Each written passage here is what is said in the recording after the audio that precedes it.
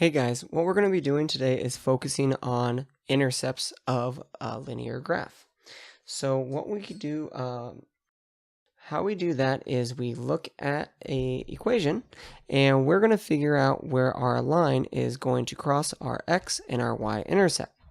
So for a visual representation of that, what that would look like is if this is my x-axis and this is my y-axis, we want to figure out where does my line cross my y-axis and my x-axis.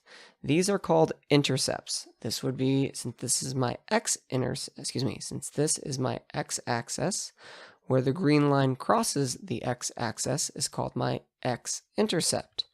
Same thing, this is my y-axis, and where the green line crosses my y-axis is called my y-intercept. So how do we figure that out? Well, I want you just to think about this as a point. This point right here, remember it always goes x comma y, and on a y-intercept, it's basically telling me I'm going over left and right 0 amount of spots. So on a y-intercept, my x value is 0, and my y-intercept is just a mystery number that I am trying to figure out. Vice versa, on my x-intercept, my y value is always going to be 0, and the x value is the number I'm trying to figure out. Now, how can we figure that out mathematically? Well, looking at here, remember, we are trying to figure out when on an x-intercept, I'll actually write it down here, on an x-intercept, we are trying to figure out when y is 0, what is this mystery x value? And similar on a y-intercept, when x is 0, what is this mystery number? So we can solve for it mathematically. Looking at my x-intercept, it is saying, what is my x value when y is 0? So we're going to solve this equation 2 times. First for my x-intercept. So it's saying when 6y, and remember, I want to know when y is 0, what is going to be my y-intercept? So what is my I said that wrong. When y is 0, what is going to be my x value is what I meant to say. So 6 times 0 is 0, minus 4 equals 2x, and 0 minus 4 is negative 4 equals 2x. So then if I divide both sides by 2, I'm going to have x is equal to negative 2. That means I had an x value of negative 2 in my equation when I plugged in 0. Remember, graphically, that would be my x-intercept because my y value is 0. Now in purple, or in pink, we're going to do the same thing. I'm going to look at the equation 6y minus 4 equals 2x. But remember, on an y-intercept, my x value is 0. So what does that look like in my equation? Well, instead of this x, I'm going to substitute a 0 in there. So 6y minus 4 is equal to 2 times 0. And 2 times 0 is just 0. So I'm going to have 6y minus 4 is equal to 0. And now what I want to do is solve for y. I would do that by adding 4 on both sides to get 6y is equal to 4. I'm going to divide both sides by 6 to get y equals 4 over 6, which reduces to 2 over 3. So that means your y-intercept would be 0, 2 over 3. All right, so let's go and look at this next one. So on this one, I actually don't have any y values. I don't have any x values. So this is not going to have an x-intercept. So when there are no x values, there are no x-intercepts. So let's go ahead and look at this now. I still have a y-intercept. So if I solve for this, I want to get all the y's on one side. So I could do that by adding y on both sides of the equal sign to get 4y plus 1 is equal to 17. I then minus 1 on both sides.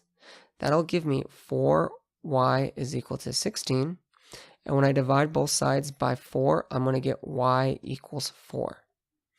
So there then, this is one of those special case scenarios where I would have a slope of 0 and I would have a horizontal line that goes through the y-intercept at 4. So it would look something like that. So the y-intercept would be 4. We're going to spend more time looking at these special case scenarios. All right, so now what I need to do now is I have this equation, and what I'm going to do is figure out what my x and my y-intercept are. There's two ways to do it. There's an easy way and a little bit more challenging way. So if here is my table, I want to know what my x-intercept is, and what we do is we look at our rate of change. So if I increase 1 for my x, I would go down -2. So I increased 1 on my x, I went down -2. And you can see that this continues. I went down -2, and I increased 1, so on and so forth. Well, remember, if I want to figure out what my x-intercept is, I would just go backwards. So what would be 2, 1, and 0? So I'm just basically continuing this table. And this right here is my y-intercept because my x value is 0. So if I go back 1, this would be -3 here. If I went back another 1, this would be -1 here. And if I go back 1 again, this would be +1. So right here now, I know that my, if this is my x and this is my y, I have a y-intercept of, of 0, 1.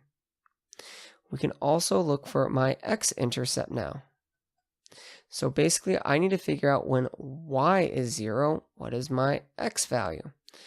And you can do it kind of by just looking at it. We got lucky because I got a y value between 1 and -1. And I can have all, let's ignore what I just said here. I can plug in, create my equation of a line. If I look at my rate of change, so I'm going to plug this in y equals mx plus b. And this m value, remember, is the slope. So what is my rate of change? My rate of change is -2 over 1, so it's just -2. And then I look at my y-intercept. My y-intercept is +1. So y equals -2x plus 1. And I got my y-intercept here because remember, that is when x is 0, what is my y value? Now to figure out my x-intercept, I want to know what is my x value when y is 0. This would look like 0 equals -2x plus 1. And then I'm just going to solve for x by adding 2x on both sides. This would give me 2x is equal to +1. And if I divide both sides by 2, I'm going to get x equals 1/2. So that means my x-intercept is 1/2, 0. Cool. And we can go ahead and look at this table again.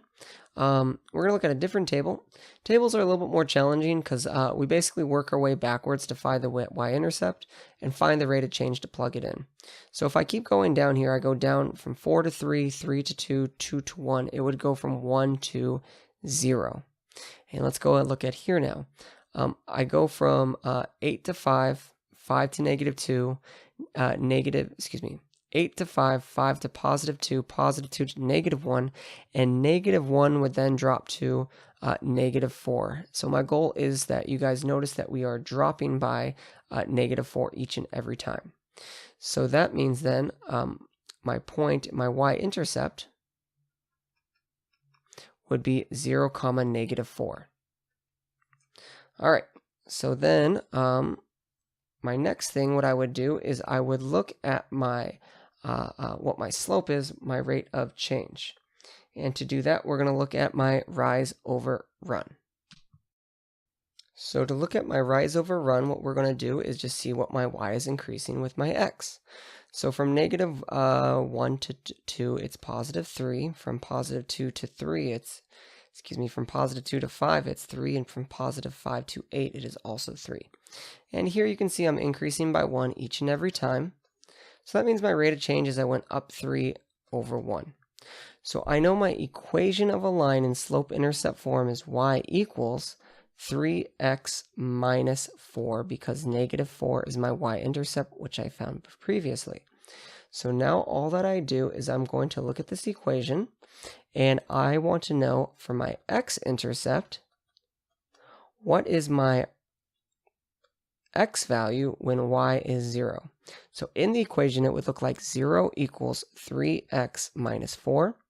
All I'm going to do is add 4 on both sides to get 4 equals 3x. I then divide both sides by 3 to get x equals 4 over 3. So mine would be 4/3, 0. So as a reminder, it would look something like this. This would be my y-intercept of -4. If this is my one value, 4/3, and this is my second value, 4/3 would be right there, and my line would go like that through both of them. All right, guys, if you have any questions, please feel free to email me or your teacher.